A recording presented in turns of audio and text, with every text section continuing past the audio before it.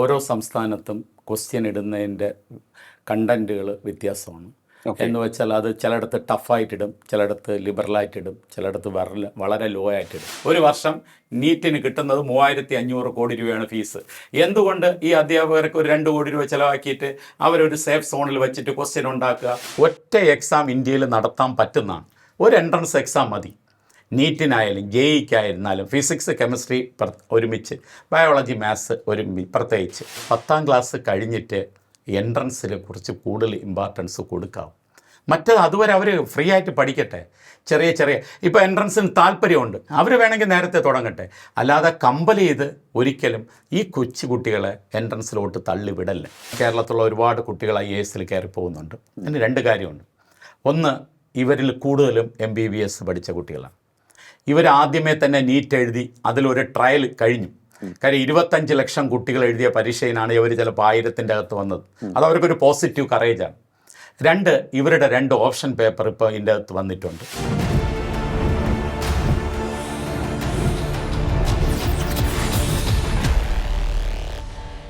നമസ്കാരം, ടോക്കിംഗ് പോയിന്റിലേക്ക് സ്വാഗതം. നമ്മുടെ രാജ്യത്തെ എഞ്ചിനീയറിംഗ്, മെഡിസിൻ പ്രവേശന പരീക്ഷകളായ നീറ്റ്, JEE എന്നിവയിൽ വളരെ പ്രധാനപ്പെട്ട മാറ്റങ്ങൾ നിർദ്ദേശിക്കുന്ന ശുപാർശ കേന്ദ്ര വിദ്യാഭ്യാസ മന്ത്രാലയത്തിൻ്റെ വിദഗ്ധ സമിതി മുന്നോട്ട് വെച്ചിരിക്കുകയാണ്. അതിൽ ചിലതൊക്കെ തന്നെ വളരെ വളരെ ശ്രദ്ധേയമായിട്ടുള്ളതാണ് എന്ന് പറയുമ്പോഴും ചിലതിലേക്കൊക്കെ തന്നെ നെറ്റിച്ചുളിക്കുകയാണ് വിദഗ്ധർ. അതിൽ ചിലത് ഇവയൊക്കെയാണ്. അതായത് ബോർഡ് പരീക്ഷയിലേക്ക് ശ്രദ്ധ തിരിക്കുക, +2 ബോർഡ് പരീക്ഷയുടെ മാർക്കിന് 50% വെയിറ്റേജ് നൽകുക, അതുപോലെ തന്നെ സ്കൂൾ സിലബസിലേക്ക് തിരിക്കുക. ഇങ്ങനെയുള്ള നിർദ്ദേശങ്ങൾ വന്നിരിക്കുകയാണ്. മറ്റൊരു കാര്യം, ഈ എൻട്രൻസ് കോച്ചിങ് നടത്തുന്ന സ്ഥാപനങ്ങൾക്ക് ഒരല്പം ആശങ്ക നൽകുന്ന ഒരു നിർദ്ദേശമുണ്ട്. അതായത് അവയെ ആശ്രയിക്കുന്നത് കുറയ്ക്കുക എന്നുള്ളത്. എന്തൊക്കെയാണ് ഈ നിർദ്ദേശങ്ങൾ?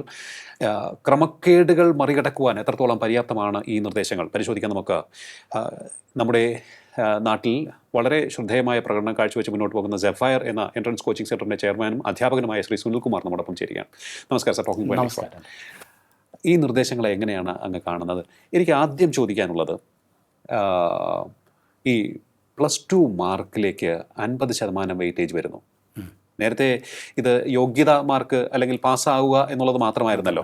ഇപ്പോൾ അത് 50% വെയിറ്റേജ് എന്ന് വരികയാണ്. ഇത് പക്ഷേ എത്രത്തോളം ഇതിന് ഏതെങ്കിലും തരത്തിലുള്ള സാങ്കേതികമായിട്ടുള്ള തടസ്സങ്ങളുണ്ടോ? തീർച്ചയായിട്ടും ഇതിൻ്റെ അകത്ത് ഒരുപാട് തടസ്സങ്ങളുണ്ട്. ഓരോ സംസ്ഥാനത്തും ക്വസ്റ്റ്യൻ ഇടുന്നതിൻ്റെ കണ്ടൻറ്റുകൾ വ്യത്യാസമാണ്. എന്ന് വെച്ചാൽ അത് ചിലയിടത്ത് ടഫായിട്ടിടും, ചിലയിടത്ത് ലിബറലായിട്ടിടും, ചിലയിടത്ത് വളരെ ലോ ആയിട്ടിടും. ഓരോ സംസ്ഥാനത്തെയും +2 പരീക്ഷകൾ ഇപ്പം കേരളത്തിൻ്റെ അകത്ത് ഇടുന്ന പോലെ ആയിരിക്കില്ല തമിഴ്നാട്ടിലിടുന്നത്, തമിഴ്നാട്ടിലിടുന്ന പോലെ ആയിരിക്കില്ല ഗുജറാത്തിലിടുന്നത്, അതായിരിക്കില്ല ബീഹാറിൽ. എനിക്കൊന്നും ഇപ്പോൾ ഈ പ്രവേശന പരീക്ഷകളും മത്സര പരീക്ഷകളും ഒക്കെ തന്നെ ഇത്രയും കോമ്പറ്റീറ്റീവ് ആയതോടുകൂടി ഓരോ സംസ്ഥാനത്തെയും വിദ്യാഭ്യാസ മന്ത്രാലയങ്ങൾ അവരവരുടെ വിദ്യാർത്ഥികൾക്ക് കൂടുതൽ വെയിറ്റേജ് കിട്ടിക്കോട്ടെ എന്ന് കരുതിക്കൊണ്ട് ലിബറലായിട്ട് മാർക്ക് കൊടുക്കുകയും അഡ്മിഷൻ കിട്ടണം എന്ന് അവർ വിചാരിക്കും. അപ്പോൾ അവർ നാളെ വിചാരിക്കും എല്ലാ കുട്ടികൾക്കും 95 മുകളിൽ മാർക്ക് കൊടുക്കാം. വാരിക്കോരി കൊടുത്തുകൊണ്ടിരിക്കാൻ പറ്റും. അതോടൊപ്പം തന്നെയാണ് ഈ പേപ്പർ വാല്യൂ എന്ന സ്ഥലത്ത് വേണമെങ്കിലും ഒരു അഴിമതി ഉണ്ടാവാം. ആ അധ്യാപകനെ ചെന്ന് കണ്ടെത്തിയിട്ട് എൻ്റെ കുട്ടിക്ക് 1 കോടി രൂപ കൊടുത്ത് MBBS വാങ്ങിയതിനെക്കാട്ടിലും എളുപ്പമാണ് 10,000 രൂപ കൊടുത്ത അല്ലെങ്കിൽ 10 ലക്ഷം രൂപ കൊടുത്ത് ഈ പേപ്പർ ഒന്ന് പിടിച്ചാൽ പോരെ. അപ്പോൾ അതിന് ഭയങ്കരമായി ഇതിനെക്കാട്ടിലും മാൽ പ്രാക്ടീസ് ഉറപ്പായിട്ട് സംഭവിക്കും. ഇല്ലെങ്കിൽ ഇന്ത്യ ഒട്ടുക്കാக ഒരു സിലബസ് ഉണ്ടാകണം. +2 +1 എല്ലാം ഒറ്റ സിലബസാണ്. അങ്ങനെ ആയാൽ ശരി പറയാം, നമുക്ക് ഇതിനനുസരിച്ചാണ് മാർക്ക് കൊടുക്കുന്നു എന്ന് പറയാൻ പറ്റും. അതിപ്പോൾ ഇടക്കാലത്തൊന്നും നടക്കുന്ന കാര്യങ്ങളുമല്ല. അതിനെക്കുറിച്ച് നമുക്ക് ചിന്തിക്കാനും കൂടെ പറ്റാത്തൊരു കാര്യമാണിത്. ഇപ്പോൾ നമ്മുടെ സംസ്ഥാനത്ത് മാർക്ക് കൊടുക്കുന്ന കാര്യം വെച്ച് നോക്കുകയാണെന്നുണ്ടെങ്കിൽ സാറ് മറ്റ് സ്റ്റേറ്റ്സിലെയും രീതികളൊക്കെ തന്നെ എന്തായാലും അറിയാവുന്ന ആളാണെന്ന് തോന്നുന്നത്. അങ്ങനെയാണെങ്കിൽ നമ്മുടെ ഇപ്പോൾ അടുത്ത കാലത്ത് നമ്മുടെ സ്റ്റേറ്റ് സിലബസിൽ പഠിക്കുന്ന കുട്ടികൾക്ക് മാർക്ക് കിട്ടുന്നുണ്ട്, നന്നായി കിട്ടുന്നുണ്ട്. ഉറപ്പായിട്ടും അവരുടെ ബോർഡ് എക്സാം വെച്ചിട്ട് ഇപ്പം കീം നടത്തുന്നുണ്ട്. അതെ, CBSEക്ക് ഇപ്രാവശ്യം മാർക്ക് കുറവായിരുന്നു. CBSEക്കാർ വളരെയേറെ സ്ട്രഗിൾ ചെയ്യുന്നുണ്ട്, വളരെ ആശങ്കയുണ്ടാവും. പക്ഷെ അവർ എൻട്രൻസിൽ മുമ്പിലുമാണ്. പക്ഷെ എന്നിട്ട് അവർക്ക് റാങ്ക് കിട്ടിയിട്ടില്ല, അവർ റാങ്ക് പുറകിലാണ്. അതപ്പോ ആ കുട്ടി എന്ത് തെറ്റാണ് ചെയ്തത്? അയാൾ ശരിക്കും വർക്ക് ചെയ്തു. ബോർഡ് എക്സാം നോക്കിയിടത്തുണ്ടായ തെറ്റാണ്. ഇനിയിപ്പോ എല്ലാ കുട്ടികളും ഒരേ സിലബസിൽ പഠിച്ചിരുന്നെങ്കിൽ ഈ കുറ്റം ഉണ്ടാവില്ലായിരുന്നു. അത് നമ്മുടെ കുറ്റമോ പാരന്റിന്റെ കുറ്റമോ കുട്ടിയുടെ കുറ്റമല്ല, അത് ഗവൺമെന്റിന്റെ കുറ്റമാണ്. ഗവൺമെൻറ് പറയണം എല്ലാം ഒരു സിലബസ് മതിയെന്ന്. എത്ര നോർമലൈസ് ചെയ്താലും അതിൻ്റെ അകത്ത് ചെറിയ ലൂപ്പ് ഹോളുകളുണ്ട്, ഉണ്ടാവും. ഓക്കെ, അപ്പോൾ അത് അതിൽ അങ്ങേക്ക് യോജിപ്പില്ല. അതിന് പകരം മറ്റെന്തെങ്കിലും ആയിരിക്കാം. ഇനി മറ്റൊരു നിർദ്ദേശത്തെക്കുറിച്ച് ഞാൻ പറയാം. എൻട്രൻസ് കോച്ചിങ് സെൻ്ററുകളെ നിയന്ത്രിക്കുക എന്നതാണെന്ന് തോന്നുന്നു. അതായത് എൻട്രൻസ് കോച്ചിങ് സെൻ്ററുകളെ ആശ്രയിക്കുന്നത് കുറയ്ക്കുക എന്നൊരു നിർദ്ദേശം വന്നിരിക്കുകയാണ്. അതിനെങ്ങനെയാണ് കാണുന്നത്? എൻട്രൻസ് ഇപ്പം ഈ നമ്മുടെ നാട്ടിൽ തന്നെ UPSC പരീക്ഷ നടത്തുന്നുണ്ട്. അവർ പലയിടത്തും കോച്ചിങ്ങിന് പോയിട്ടാണ് ഈ കുട്ടികൾ IAS-നും IPS ഒക്കെ കിട്ടിപ്പോകുന്നത്. അപ്പോൾ അതൊരു കുറ്റമായിട്ട് കാണുന്നില്ല. ബട്ട് അവർക്കൊരു കാര്യം ചെയ്യാം. ഒരു കോച്ചിങ് സെൻറ്റർ കോമൺ ആയിട്ട് സിസ്റ്റം ഉണ്ടാക്കുക. ഒരു കോച്ചിങ് സെൻറ്ററിന് ഇത്ര കുട്ടികളെ പാടുള്ളൂ. ഇതിൻ്റെ അപ്പുറം ആയിക്കഴിഞ്ഞാൽ ആ കുട്ടികളെ കൺട്രോൾ ചെയ്യാൻ ഒരിക്കലും പറ്റത്തില്ല. അതുകൊണ്ടാണ് ഏറ്റവും കൂടുതൽ ആത്മഹത്യകൾ ഈ കൂടുതൽ എണ്ണമുള്ള സ്ഥലങ്ങളിലാണ് ഉണ്ടാകുന്നത്. ആ കുട്ടികളെ നോക്കാൻ പറ്റുന്നില്ല, അയാൾക്ക് എന്തെങ്കിലും സ്ട്രെസ് ഉണ്ടായിട്ടുണ്ടെങ്കിൽ ഗവനിക്കാൻ പറ്റുന്നില്ല. ആ കുട്ടികൾ എന്തെങ്കിലും പല സ്ഥാപനങ്ങളും ചെയ്യുന്നത് ഒരു 100-200 കുട്ടികളെ മാത്രം സെലക്ട് ചെയ്ത് റാങ്കിന് വേണ്ടി മാറ്റിവെക്കും. മറ്റു കുട്ടികളൊക്കെ എവിടെ പോയാലും അവർക്ക് കുഴപ്പമില്ല, എന്ത് കിട്ടിയാലും ശരി, കിട്ടിയില്ല. പാരൻ്റ് അവരെക്കുറിച്ച് കംപ്ലൈൻറ്റ് പറയത്തില്ല, എൻ്റെ കുട്ടിക്ക് കുഴപ്പമില്ല, എൻ്റെ കുട്ടിയുടെ കുറ്റം കൊണ്ടാണ് ഇതൊന്നും കിട്ടാത്തതെന്ന് പറയും. പക്ഷേ ഈ 200 കുട്ടികളെ മാറ്റിയിട്ടിട്ട് അവർ നന്നായിട്ട് പഠിപ്പിക്കുമ്പോൾ ആ കുട്ടികൾക്ക് തീർച്ചയായിട്ടും റാങ്ക് കിട്ടും. പക്ഷേ ബാക്കി 50,000 കുട്ടികൾ എന്തായെന്ന് ആരും ചിന്തിക്കാറില്ല. അതിൽ കുറേ ആത്മഹത്യയും, നോക്കാൻ ആളില്ല. സാർ, എനിക്ക് തോന്നുന്നു ഇത്തരത്തിലൊരു നിർദ്ദേശം വരാനുള്ള കാരണം അങ്ങേക്കും അറിയാം. എനിക്ക് തോന്നുന്നു ഈ ചോദ്യപേപ്പർ ചോർത്തൽ, അതാണല്ലോ ഈ പരീക്ഷ നടത്തിപ്പും ഒക്കെ തന്നെ വലിയ ചർച്ചയായതും നിർദ്ദേശങ്ങൾ വന്നതും. അപ്പോൾ ഈ ചോദ്യപേപ്പർ ചോർത്താൻ വേണ്ടി പലപ്പോഴും ഈ എൻട്രൻസ് കോച്ചിങ് സെൻ്ററിലെ അധ്യാപകരെ ചോർത്തുന്നവർ സമീപിക്കുന്നു, അല്ലെങ്കിൽ എൻട്രൻസ് കോച്ചിങ് സെൻ്ററുകളിലെ അധ്യാപകർ ഈ തട്ടിപ്പുകാരെ സമീപിക്കുന്നു, അല്ലെങ്കിൽ അതൊരു നെക്സസായി പ്രവർത്തിക്കുന്നു. ഇത് മനസ്സിലാക്കിയിട്ടാണ് ഇത്തരത്തിലൊരു നിർദ്ദേശം വന്നത്. അപ്പോൾ അതിനെ എങ്ങനെ മറികടക്കാൻ പറ്റും? ഇപ്പം ഒരു ഇൻസ്റ്റിറ്റ്യൂട്ടിൽ 50,000 കുട്ടികൾ അല്ലെങ്കിൽ 25,000 കുട്ടികളുണ്ട്. ഞാൻ അത് മെയിൻറ്റെയിൻ ചെയ്യാൻ വേണ്ടി എനിക്ക് അവിടെ നിന്ന് റാങ്ക് വേണം. അപ്പോൾ റാങ്ക് വേണമെന്നുണ്ടെങ്കിൽ ഞാൻ എന്തൊക്കെ വഴികൾ ഉണ്ടാക്കാം എന്ന് അന്വേഷിക്കും. ഈ ക്വസ്റ്റ്യൻ ഇടുന്ന ആരെങ്കിലും ഉണ്ടോ, അവരെ സഹായിക്കാൻ പറ്റുന്നവരുണ്ടോ, അങ്ങനത്തെ കാര്യങ്ങളിലൊക്കെ തീർച്ചയായിട്ടും പോകാൻ സാധ്യതയുണ്ട്. അതാണ് നമ്മളിപ്പോൾ നോർത്ത് ഇന്ത്യയിൽ കണ്ട കാര്യം. ഈ കോച്ചിങ് സെൻ്ററുകളെ ഡിപ്പെൻഡ് ചെയ്താണ് അത് വന്നിട്ടുള്ളത്. ഇത് മാറണം എന്നുണ്ടെങ്കിൽ ഒരു കാര്യമുള്ളൂ, ഒരു മാസം അധ്യാപകരെ ഈ ക്വസ്റ്റ്യൻ ഉണ്ടാകുന്നവർക്ക് എല്ലാ ഫെസിലിറ്റീസും കൊടുക്കുക. ഒരു ക്വസ്റ്റ്യൻ ഉണ്ടാക്കാൻ അവർക്ക് 1 ലക്ഷം രൂപ തന്നെ കൊടുക്കുക. 45 ക്വസ്റ്റ്യൻ ഉണ്ടാക്കാൻ 45 ലക്ഷം രൂപ കൊടുക്കുക. കാര്യം 3,500 കോടി രൂപയാണ് കുട്ടികൾ ഫീസ് അടയ്ക്കുന്നത്. ഒരു വർഷം നീറ്റിന് കിട്ടുന്നത് 3,500 കോടി രൂപയാണ് ഫീസ്. എന്തുകൊണ്ട് ഈ അധ്യാപകർക്ക് ഒരു 2 കോടി രൂപ ചിലവാക്കിയിട്ട് അവരൊരു സേഫ് സോണിൽ വെച്ചിട്ട് ക്വസ്റ്റ്യൻ ഉണ്ടാക്കുക, ക്വസ്റ്റ്യൻ കഴിഞ്ഞതിന് ശേഷം, എക്സാം കഴിഞ്ഞതിന് ശേഷം അവരെ പുറത്തു വിടുക? എങ്കിൽ ഒരിക്കലും ഉണ്ടാവത്തില്ല. ഇപ്പം സംഭവിച്ചത് അങ്ങനെയാണ്. അവരെ പുറത്ത് വിട്ടില്ല, അവർ ക്വാറന്റൈനിലായിരുന്നു. ആയിരുന്നു. അതുകൊണ്ട് ക്വസ്റ്റ്യൻ ലീക്ക് ആയിട്ടില്ല. ഇത് വേണമെങ്കിൽ ഗവൺമെന്റ് ഇച്ഛാശക്തിയോടുകൂടി ചെയ്താൽ തീർച്ചയായിട്ടും എൻട്രൻസ് വളരെ നീറ്റായിട്ട് നടത്താൻ പറ്റുന്നതാണ്. ഓക്കെ, എന്തായാലും ഇപ്പോഴത്തെ ഇത് നിർദ്ദേശമായി മുന്നോട്ട് പോയിട്ടേ ഉള്ളൂ. അതുമായി ബന്ധപ്പെട്ടുള്ള തീരുമാനം വന്നിട്ടില്ല. ഈ വിദഗ്ധ സമിതി ഈ തീരുമാനം വന്നിരിക്കുകയാണ്. മറ്റൊന്ന്, ഈ സ്കൂൾ സിലബസിലേക്ക് പോവുക എന്ന് പറയുന്ന ഒരു നിർദ്ദേശം കൂടി വന്നിട്ടുണ്ട്. കൂടുതൽ ചോദ്യങ്ങൾ സ്കൂൾ പാഠ്യ വിഷയങ്ങളിൽ, അല്ലെങ്കിൽ ഈ സബ്ജക്ട് സയൻസ് അവരുടെ ടെക്സ്റ്റ് ബുക്സിൽ നിന്ന് വന്നോട്ടെ എന്നുള്ളതാണ് പറയുന്നത്. അത് നല്ല കാര്യമാണ്. കാര്യം അവർക്ക് ഒരു NCERT ബുക്ക് ഉണ്ട്, അല്ലെങ്കിൽ സ്റ്റേറ്റിന് ഒരു എക്സാം ബുക്ക് ഉണ്ട്. ആ ബുക്കിൽ നിന്നും ആയിരിക്കണം ക്വസ്റ്റ്യൻ ഇടേണ്ടത്. വെളിയിൽ ഒരു ക്വസ്റ്റ്യൻ ഇടല്ല. അവരുടെ ബോർഡ് എക്സാമിന് എങ്ങനെ ഇടുന്നോ അതേ രീതിയിൽ തന്നെയായിരിക്കണം അവർക്ക് ഇതിലും ക്വസ്റ്റ്യൻ ഇടേണ്ടത്. എങ്കിൽ ആ കുട്ടികൾക്ക് വളരെ എളുപ്പമായിരിക്കും. പക്ഷേ ഒരിക്കലും ഈ 50-50 എന്നല്ല വേണ്ടത്. ആ ബോർഡ് എക്സാമിൻ്റെ ബുക്കിന് തന്നെ ക്വസ്റ്റ്യൻ ഇട്ടാൽ മതി. അപ്പോൾ അവർക്ക് എൻട്രൻസ് പഠിച്ച് എഴുതിയെടുക്കാൻ പറ്റും. പിന്നെ അതുപോലെ ബോർഡ് എക്സാം കഴിഞ്ഞിട്ട് അവർക്ക് ഒരു 50 ദിവസമെങ്കിലും കൊടുക്കണം, ഒന്ന് ഫ്രീ ആയിട്ട് ഈ എൻട്രൻസിന് വേണ്ടി തയ്യാറെടുക്കാൻ. ഇതങ്ങനെയല്ല ചെയ്യുന്നത്. അടുത്ത ദിവസം കൊണ്ട് എൻട്രൻസിന് വയ്ക്കും. അപ്പോൾ പിന്നെ അവർക്ക് ഒന്നും ചെയ്യാൻ പറ്റത്തില്ല. അതുകൊണ്ടാണ് ഏറ്റവും കൂടുതൽ കംപ്ലൈൻറ്റുകൾ വരുന്നത്. കുറച്ച് സമയം കൊടുക്കുക, 1 മാസമോ 2 മാസമോ അല്ലെങ്കിൽ ഒരു 50 ദിവസം കൊടുത്തു കഴിഞ്ഞാൽ അവരൊന്ന് ഫ്രീ ആയിട്ട് ഇതൊക്കെ വായിച്ച് അങ്ങ് എൻട്രൻസ് എഴുതിക്കൊള്ളും. ഇത് പെട്ടെന്ന് ചെയ്യുമ്പോൾ ആണ് ഇത് സംഭവിക്കുന്നത്. പിന്നെ അതോടൊപ്പം തന്നെയാണ് ഇപ്പം ക്വസ്റ്റ്യൻ ചോർന്നു. ഇതിനെ ഒന്ന് മാറ്റിയെടുക്കാനാണ് അവർ ഈ കാര്യം ചെയ്തത്. എന്ന് വെച്ചാൽ എന്തെങ്കിലും ഒരു പുതുമ കൊണ്ടുവരണ്ടേ എന്നുള്ളത്. പക്ഷേ ഈ ബോർഡ് എക്സാം ഈക്വലൈസ് ചെയ്യാൻ ഇപ്പം എളുപ്പത്തിലൊന്നും പറ്റത്തില്ല എന്നാണ് എൻ്റെ ഇത്രയും വർഷത്തെ അനുഭവം എന്ന് പറയുന്നത്. സർ, മറ്റൊരു നിർദ്ദേശം വെച്ചിരിക്കുന്നത് കൂടുതൽ അവസരം നൽകണം എന്നാണ് പറയുന്നത്. അപ്പോൾ അവർക്ക് സ്ട്രെസ് കുറയും എന്നാണ് പറയുന്നത്. അതിനെക്കുറിച്ച് എന്താണ് അങ്ങയുടെ അഭിപ്രായം? അത് കൂടുതൽ അവസരം കിട്ടുമ്പോൾ കൂടുതൽ അവസരം കൊടുക്കുന്നത് നല്ലതാണ്. കാരണം ജെയ്ക്ക് ഇപ്പം 3 അവസരമേ ഉള്ളൂ. അതൊന്ന് മാറ്റി ഒരു 5 അവസരമോ 10 അവസരമോ കൊടുക്കുക. ഓക്കെ. പിന്നെ ജെയ്യുടെ മെയിൻ വേറെ, അഡ്വാൻസ് വേറെയാണ്. ഇത് രണ്ടും കൂടെ ഒരുമിച്ചിട്ട് ഒറ്റ എക്സാം നടത്തിയാൽ മതി. അപ്പോൾ അവർ കുറേ സ്ട്രെസ് ഫ്രീ ആവും. ഈ അഡ്വാൻസ് കുറച്ചുകൂടെ പ്രയാസമുള്ളതാണ്. അവർക്ക് ശരിക്കും പഠിച്ചാലേ അഡ്വാൻസ് കിട്ടത്തുള്ളൂ. ഓക്കെ. അപ്പോൾ അത്രയും സ്ട്രെസ് കൊടുക്കേണ്ട ആവശ്യമില്ല. പക്ഷേ ഈ നീറ്റിന് അങ്ങനെ ഒരു ലിമിറ്റേഷൻ ഇല്ലല്ലോ. ഇല്ല എത്ര നീറ്റിന് പ്രാവശ്യം എത്ര പ്രാവശ്യം വേണമെങ്കിലും എഴുതാം. എഴുതാമല്ലോ. അതുകൊണ്ട് നീറ്റിലെ കുട്ടികൾ കമ്പാരിറ്റീവ്ലി ഫ്രീ ആയിട്ടാണ് എക്സാം എഴുതുന്നത്. അതെ. ജെഇയുടെ അങ്ങനെ അല്ല. ജെഇ അഡ്വാൻസ് കുട്ടികളൊക്കെ ഭയങ്കര സ്ട്രെസ് ആയിട്ടാണ് പരീക്ഷ എഴുതുന്നത്. അതുകൊണ്ട് ഒരു മെയിൻ എക്സാം മതി, അതിന് എല്ലാത്തിനും എടുക്കാൻ പറ്റുന്ന കാര്യങ്ങളേ ഉള്ളൂ. ഓക്കെ. കാരണം ഈ കുട്ടികൾ ഈ ചെറിയ പ്രായത്തിൽ എത്ര പരീക്ഷയാണ് എഴുതുന്നത്, എത്ര ലക്ഷ്യത്തോടു കൂടിയാണ് അവർ പഠിക്കുന്നത്. തീർച്ചയായിട്ടും ലക്ഷ്യം വെക്കുന്നത് പല പല കോഴ്സുകളാണ്, പല പല ഇൻസ്റ്റിറ്റ്യൂഷൻസ് ആണ്, അവിടേക്ക് ലക്ഷ്യം വെച്ച് പോവുകയാണ്. അപ്പോൾ പിന്നെ ഈ ജെഇക്ക് എന്തുകൊണ്ട് ഇത്തരത്തിൽ ലിമിറ്റഡ് ചാൻസസ് ആകുന്നു എന്നുള്ളതാണ്. നീറ്റിന് ഒരു രീതി, ജെഇക്ക് ഒരു രീതി. രണ്ടിലും ഏതെങ്കിലും തരത്തിൽ ഒരു പ്രായപരിധി കഴിയുമ്പോൾ അവരുടെ തിങ്കിങ് അല്ലെങ്കിൽ ആ ഒരു രീതിയിലുള്ള പെർഫോമിംഗ് എബിലിറ്റി കുറയുമോ? അങ്ങനെ എന്തെങ്കിലും വിലയിരുത്തലാണോ? അല്ല, അതിൻ്റെ അകത്തുള്ളതെന്ന് വെച്ചാൽ എഞ്ചിനീയറിംഗ് എന്ന് വെച്ചാൽ നല്ല എനർജറ്റിക് ആയിട്ട് അവർക്ക് പറ്റുന്ന ഒരു പ്രായമുണ്ട്. ഓക്കെ. പക്ഷെ മെഡിക്കൽ അങ്ങനെയല്ല, വയസ്സ് കൂടുന്തോറുമാണ് അവരുടെ ഇത് കൂടിക്കൂടി വരും എന്നുള്ള ഒരു ഇതാണ് അതിൻ്റെ അകത്തുണ്ടാകും.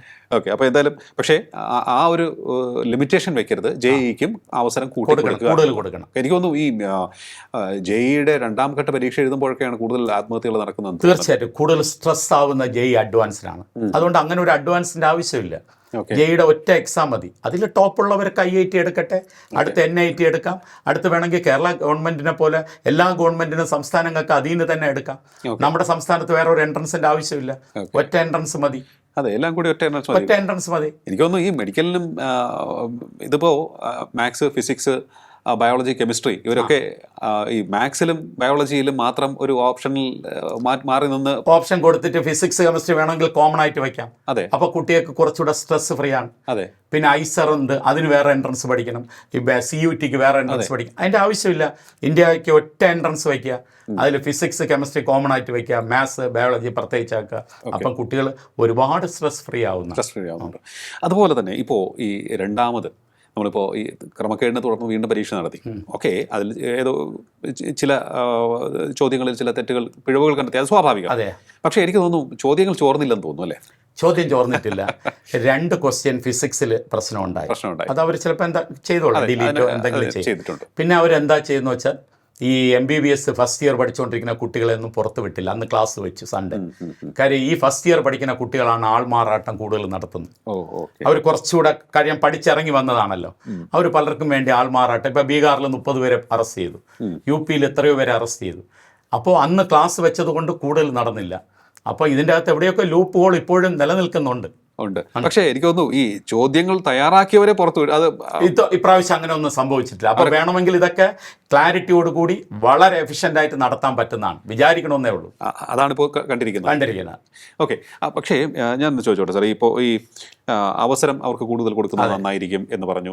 അതുപോലെ തന്നെ ഇതുമായി ബന്ധപ്പെട്ട് ഇപ്പോൾ സ്ട്രെസ്സിനെ ലഘൂകരിക്കാൻ എന്താണ് വേണ്ടതെന്നും അങ്ങ് പറഞ്ഞു. അതെ. ഇപ്പോൾ വേണമെങ്കിൽ പരീക്ഷ നേരെ ചൊവ്വേ നടത്താമെന്നും വിചാരിച്ചു. അപ്പോൾ എല്ലാം ഒരു പൊളിറ്റിക്കൽ ഡിസിഷനെ അടിസ്ഥാനമാക്കിയാണ് എല്ലാം പോകുന്നതെന്ന് തോന്നുന്നു അല്ലേ? ഒരു ഇച്ഛാശക്തിയോടുകൂടി പൊളിറ്റിക്കൽ നേതൃത്വം തീരുമാനിക്കുകയാണ് നമുക്കിത് പിഴവില്ലാതെ നടത്തണമെന്ന് വിചാരിച്ചാൽ നടത്താം. ഇപ്പോൾ IAS UPSCയുടെ എക്സാമിനേഷൻ എന്ത് ക്ലിയർ ആയിട്ട് നടക്കുന്നു. അതെ. പിന്നെ എന്തുകൊണ്ടാണ് ഒരു നീറ്റിൻ്റെ എക്സാം നടത്തിക്കൂടാ? അതുപോലെ കുട്ടീനെ വാങ്ങിന ഫീസ് വെച്ച് നടത്തിയാൽ മതി. 3500 കോടി രൂപ ഒരു വർഷം അവർക്ക് കിട്ടുന്നുണ്ട് ഈ പ്രവേശന പരീക്ഷയിൽ. എന്തുകൊണ്ടാണ് ഇത്രയും വളരെ നീറ്റായിട്ട് നടത്താൻ പറ്റാത്ത? പലപ്പോഴും അവർ ചെയ്യുന്നില്ല. പലയിടത്തുള്ള ഓഫീസറിൻ്റെ ഒക്കെ പിടിപ്പുകേട് ഗവൺമെന്റിനും അത് നാണക്കേടായിട്ട് മാറുകയാണ്. കാരണം അതാണ് ഈ ഒരു 25 ലക്ഷം രൂപ കിട്ടുമ്പോൾ ഇവരുടെ കണ്ണ് മഞ്ഞളിച്ചുകൊണ്ട് രാജ്യത്തിന്റെ ഭാവി തന്നെ അവതാളത്തിലാക്കുന്ന തരത്തിൽ ഈ ചോദ്യപേപ്പർ ചോർത്തി കൊടുക്കുകയാണ്. തീർച്ചയായിട്ടും ഉള്ളത്. അപ്പോൾ അത്തരത്തിൽ ഇതിപ്പോൾ ഏതെങ്കിലും ഒരു കോച്ചിങ് സെന്റർ ആയിരിക്കും ഈ 25 ലക്ഷം കൊടുക്കുന്നത്. ഉറപ്പാണ്. ഒന്നിലേറെ കോച്ചിങ് സെന്ററുകൾ ഇങ്ങനെ പോകുമ്പോൾ അവർക്ക് എന്തുമാത്രം പണം കിട്ടും? കോടികൾ കിട്ടുന്നു. ഇപ്പം ഞാനിപ്പോൾ ഒരു സ്ഥാപനം നടത്തുകയാണ്. അപ്പോൾ എനിക്ക് പിള്ളേരുടെ എണ്ണം കൂടുതലാണ്. പക്ഷേ എൻ്റെ നിലനിൽപ്പിന് വേണ്ടി ഞാൻ എന്ത് ചെയ്യും? എവിടെയൊക്കെ ലൂപ്പുകൾ ഉണ്ടെന്ന് തീർച്ചയായിട്ടും വേണമെങ്കിൽ അന്വേഷിക്കും ആൾക്കാർ. അത് ഇന്നത്തെ സാഹചര്യമാണ്. പലയിടത്തും 1 ലക്ഷം, നോർത്ത് ഇന്ത്യയിലൊക്കെ 1 ലക്ഷം കുട്ടികൾ പഠിക്കുന്ന സ്ഥാപനങ്ങളുണ്ട്. 1 ലക്ഷം കുട്ടികൾ. അപ്പോൾ ഈ കുട്ടികളെയാണ് സാധിക്കുക. അത്രയ്ക്ക് അവർ ഇൻഫ്രാസ്ട്രക്ചർ ഡെവലപ്പ് ചെയ്തിട്ടുണ്ട്. ബട്ട് എന്നാൽ ഈ കുട്ടികളെ ഒന്നും നോക്കാൻ അവർക്ക് പറ്റത്തില്ല, ഒരിക്കലും പറ്റില്ല. നമ്മൾ ഒരു കോളേജിൽ തന്നെ 2000 കുട്ടികളുടെ അപ്പുറമായി കഴിഞ്ഞാൽ എങ്ങനെ നോക്കാനാ? നാളെ ഇപ്പം കേരള ഗവൺമെൻറ് പറയുകയാണ് ഒരു കോളേജേ ഉള്ളൂ, എങ്കിൽ എല്ലാവരും കൂടെ ആ കോളേജിൽ ചെന്ന് പഠിക്കില്ലല്ലോ. അപ്പോൾ പല കോളേജുകളുണ്ട്, പല ഇൻസ്റ്റിറ്റ്യൂട്ട് വരട്ടെ, അവിടെയൊക്കെ എഫിഷ്യൻ്റായ ആൾക്കാരുണ്ട്. അവരുടെ ഒരു ജീവിത പ്രശ്നവും കൂടെയാണ്. ഇത്രയും ആൾക്കാർ ജീവിക്കുന്നുണ്ട്. എല്ലാവരും മത്സരിക്കട്ടെ, കുട്ടികൾക്ക് അഡ്മിഷൻ കിട്ടട്ടെ. അപ്പം താഴെക്കിടയിലുള്ള മിനിമം മാർക്ക് ചെയ്യുന്ന കുട്ടിയെ കൂടെ നമുക്ക് എഫിഷ്യൻ്റായിട്ട് വർക്ക് ചെയ്യിപ്പിച്ചെടുക്കാൻ പറ്റും. ഈ ഓൺ ഡിമാൻഡ് കമ്പ്യൂട്ടർ എക്സാം അതിനെ ഏത് തരത്തിൽ ആണ് പരീക്ഷയെ സ്വാധീനിക്കുക എന്നാണ് വിചാരിക്കുന്നത്? ഇപ്പോൾ JEE-ക്ക് ഇപ്പോൾ എക്സാം നടക്കുന്നുണ്ട്.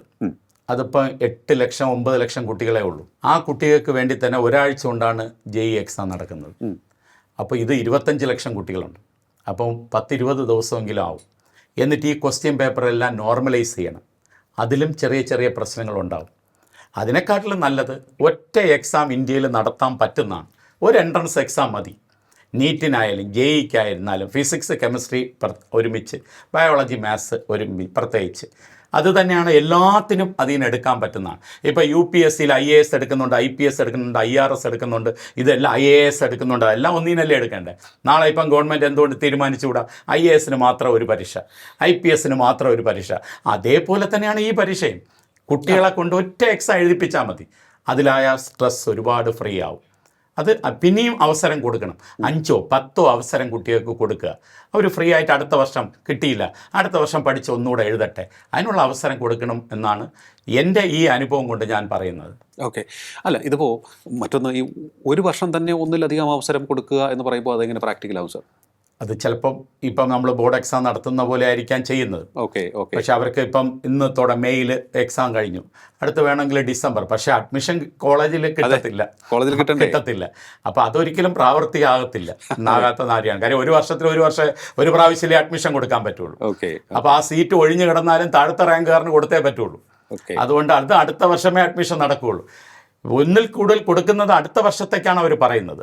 എന്ന് വെച്ചാൽ ഒരു 10-5 പ്രാവശ്യം വേണമെങ്കിൽ എഴുതിക്കൊള്ളട്ടെ, കുഴപ്പമില്ല എന്നുള്ളതാണ്. ഇപ്പം എഞ്ചിനീയറിങ്ങിന് 3 പ്രാവശ്യമേ ഉള്ളൂ JEE.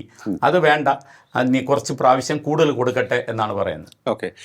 എന്തായാലും നമ്മുടെ കേരളത്തിലെ സിസ്റ്റത്തെ എങ്ങനെയാണ് അങ്ങ് വിലയിരുത്തുന്നത്? കാരണം കേരളത്തിൽ നിന്നും നമ്മൾ ഈ ചോദ്യപേപ്പർ ചോർച്ചയുമായി ബന്ധപ്പെട്ടുള്ള കാര്യങ്ങളിലൊക്കെ തന്നെ സംശയത്തോടുകൂടി നോക്കുന്ന ചില സാഹചര്യങ്ങൾ ഉണ്ടായിട്ടുണ്ട്. തീർച്ചയായിട്ടും. അതുകൊണ്ട് കേരളത്തിൽ കാര്യങ്ങൾ ഇനി അങ്ങോട്ട്, കാരണം ഒരെണ്ണം എല്ലാവരെയും പിടികൂടി നേരെ ചൊവ്വേ നടത്തി, വീണ്ടും പുനഃപരീക്ഷ നേരെ ചൊവ്വേ നടത്തി. അപ്പം ഇനിയും ഈ നടത്തിപ്പുകാരെ കൃത്യമായി നിരീക്ഷിക്കുവാനൊരു സംവിധാനം സർക്കാർ നിയോഗിക്കും ഇനി എന്നും അങ്ങോട്ട്, നമ്മുടെ ഈ വിജിലൻസ് ഉദ്യോഗസ്ഥരെയൊക്കെ തന്നെ നിരീക്ഷിക്കുന്നത് പോലെ അതുണ്ടാകുമെന്ന് തോന്നുന്നുണ്ടോ? തീർച്ചയായിട്ടും ഉണ്ട്. കേരളത്തിൻ്റെ അകത്തും ഈ ക്വസ്റ്റ്യൻ ചോർച്ച കുറേയൊക്കെ ബാധിച്ചിട്ടുണ്ട്. ഇപ്പോൾ എപ്പോഴും നോർത്ത് ഇന്ത്യയിൽ എന്തുണ്ടായാലും കേരളത്തും അത് റിഫ്ലക്റ്റ് ചെയ്യുന്നുണ്ട്.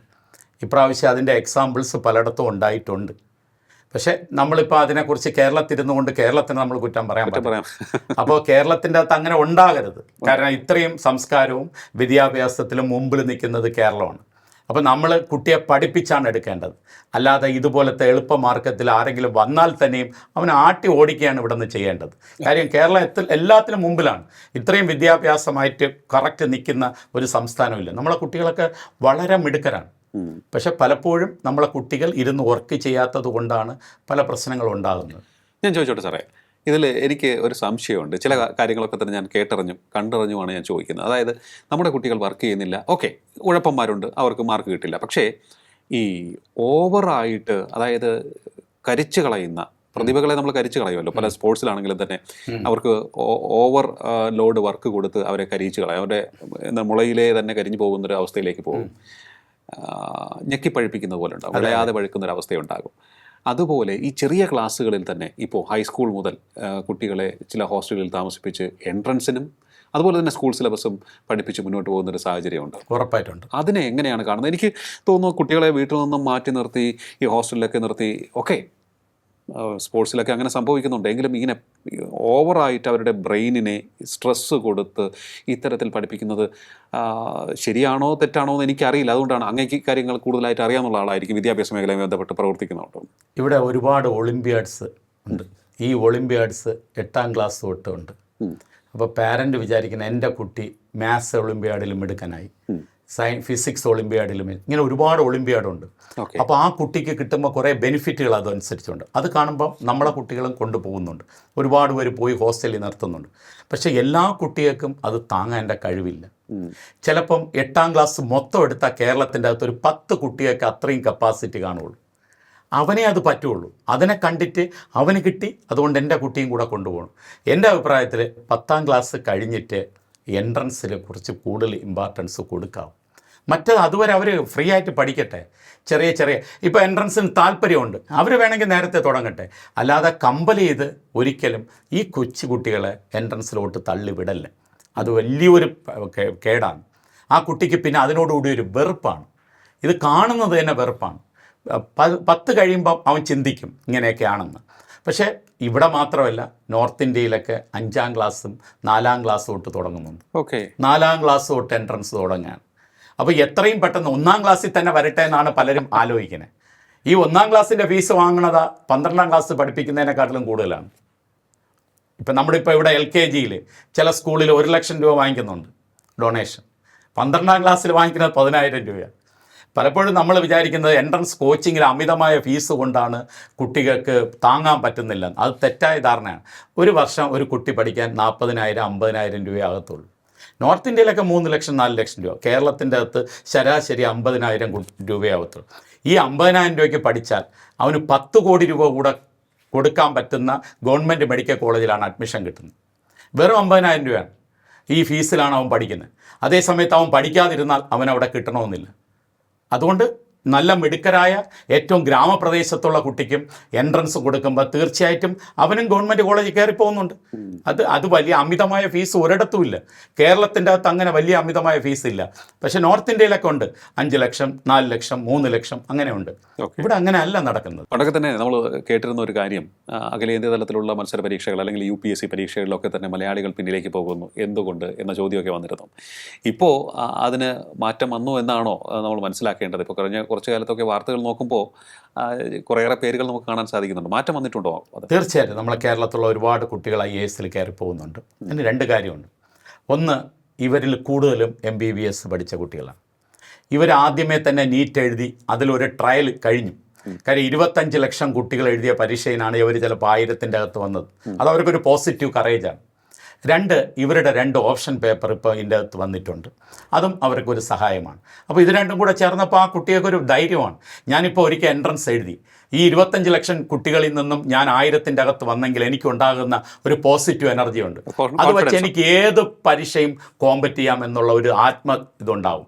ആ ആത്മധൈര്യം തന്നെയാണ് ഈ കുട്ടികൾക്ക് കിട്ടാനെന്നാണ് എൻ്റെ വിശ്വാസം. ഓക്കെ, ഇപ്പോൾ അങ്ങ് പറഞ്ഞു. അപ്പോൾ എന്തായാലും കേരളത്തിലെ കുട്ടികൾ ആത്മവിശ്വാസത്തോടെ മുന്നോട്ട് പോകാൻ സാധിക്കുന്ന ഒരു സാഹചര്യം നിലവിലുണ്ട്. കാരണം നമ്മുടെ കുട്ടികളുടെ ആ ഒരു വൈബ്രൻസി, അവരുടെ ഇൻ്റലിജൻസ്, അവരുടെ ആത്മാർത്ഥത, ഇതെല്ലാം തന്നെ അവർക്ക് കൂടുതൽ ഉയരത്തിലേക്ക് കുതിക്കുവാൻ ഉതകുന്ന ഒരു സാഹചര്യം പൊതുവിൽ തന്നെ ബേസിക്കായി തന്നെ സൃഷ്ടിച്ചെടുക്കുന്നുണ്ട് നമ്മുടെ വിദ്യാഭ്യാസ സമ്പ്രദായം ഒക്കെ തന്നെ. ഇനി കൂടുതൽ കുതിക്കുവാൻ നമ്മൾ ഈ വിദ്യാഭ്യാസ രീതിയിൽ എന്ത് മാറ്റമാണ് കൊണ്ടുവരേണ്ടത്? കാരണം കാലം ഒരുപാട് മാറി. ഒരു 50 വർഷം മുമ്പുള്ള രീതിയിലല്ല പോകുന്നത്. പക്ഷേ അതിനനുസരിച്ചുള്ള മാറ്റം സിലബസിൽ വരുന്നില്ല.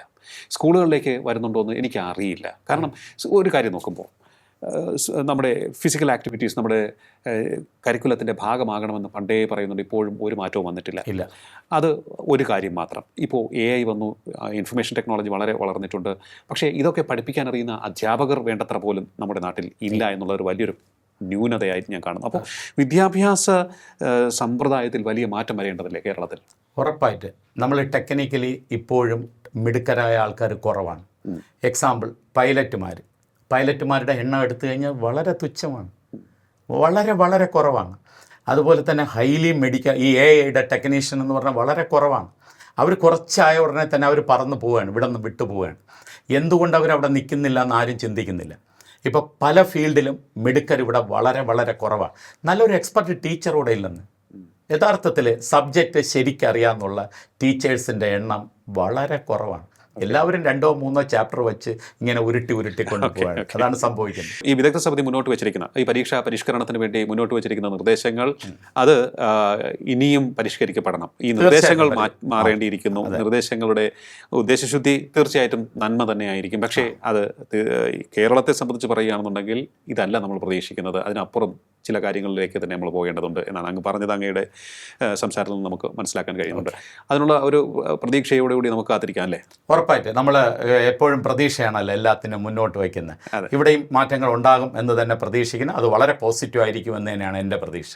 തീർച്ചയായിട്ടും. ഏതായാലും മത്സര പരീക്ഷകൾക്ക് കൂടുതൽ അവസരം ലഭിക്കണം. പക്ഷേ കുട്ടികളെ കൂടുതൽ ഈ സമ്മർദ്ദത്തിന് അടിപ്പെടുന്ന തരത്തിലേക്ക് ഒട്ടേറെ പരീക്ഷകൾ പല കോഴ്സുകൾക്ക് വേണ്ടി നടത്തുന്നതിന് പകരം ദേശീയ അടിസ്ഥാനത്തിലും സംസ്ഥാന അടിസ്ഥാനത്തിലുമുള്ള ഒട്ടേറെ കോഴ്സുകൾ കേസുകൾക്ക് വേണ്ടി അവർക്ക് ഒരൊറ്റ പരീക്ഷ, ഏകീകൃത പരീക്ഷാ സമ്പ്രദായത്തിലേക്ക് പോകേണ്ട കാലം അതിക്രമിച്ചിരിക്കുന്നു എന്ന് സുനിൽകുമാർ സാർ പറഞ്ഞിരിക്കുന്നു. ഒപ്പം തന്നെ ഈ +2 പരീക്ഷയുടെ മാർക്ക് 50% വെയിറ്റേജ് ലഭിക്കുമ്പോൾ അവിടെ വലിയ രീതിയിലുള്ള പിഴവുകൾ വരാനുള്ള സാധ്യതയുണ്ടെന്നും അദ്ദേഹം ചൂണ്ടിക്കാണിക്കുകയാണ്. കാരണം പല സ്റ്റേറ്റിലും പല രീതിയിലാണ് മാർക്കുകൾ കൊടുക്കുന്നത്. നമ്മുടെ കേരളത്തിലെ പോലെയല്ല മറ്റ് അയൽ സംസ്ഥാനങ്ങളിൽ കൊടുക്കുന്നത്, അതുപോലെയല്ല ഉത്തരേന്ത്യയിൽ കൊടുക്കുന്നത്. അതുകൊണ്ട് തന്നെ അത് നമ്മുടെ കുട്ടികൾക്ക് അത്ര ഗുണപരമാകും എന്ന് തോന്നുന്നില്ല എന്നും അദ്ദേഹം പറയുകയുണ്ടായി. ഒപ്പം തന്നെ ഈ എൻട്രൻസ് കോച്ചിങ് സെൻ്ററുകൾക്ക് തീർച്ചയായിട്ടും നിയന്ത്രണം വേണം, പക്ഷേ അവരെ അടിച്ചമർത്തുന്ന തരത്തിലേക്ക് പോകരുത് എന്നുള്ള കാര്യവും അദ്ദേഹം പറയുകയുണ്ടായി. എന്തായാലും നമുക്ക് കാത്തിരിക്കാം, മാറ്റങ്ങൾ നല്ലതിന് വേണ്ടിയാകട്ടെ, നല്ല മാറ്റങ്ങൾ വരട്ടെ. വളരെയധികം നന്ദി സാർ, ഇത്രയും സമയം ടോക്കിംഗ് പോയിന്റുമായി സംസാരിച്ചത്. ടോക്കിംഗ് പോയിന്റ് ഈ അധ്യായം ഇവിടെ പൂർണ്ണമാകുന്നു. അടുത്ത എപ്പിസോഡിൽ കാണാം. നമസ്കാരം.